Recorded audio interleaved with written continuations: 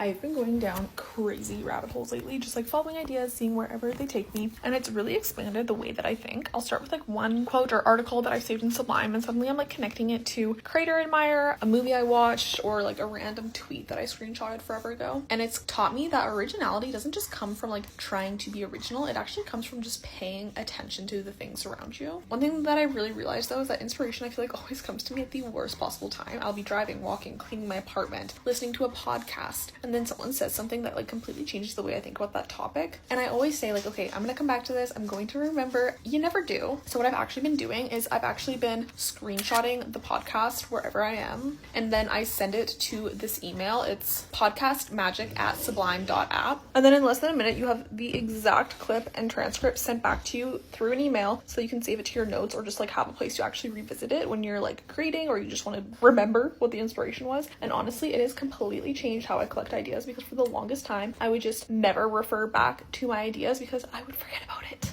And something I've also realized is that the people whose work I truly admire so much, they're not just good at like creating, but they're really good at collecting ideas, following their curiosity, trusting their instincts, and referring back to things that made them truly inspired. So now I don't really see those rabbit holes as like procrastination. They're truly just how I build my creative intuition, because sometimes the most important thing is not necessarily creating the content, it's developing your own personal taste.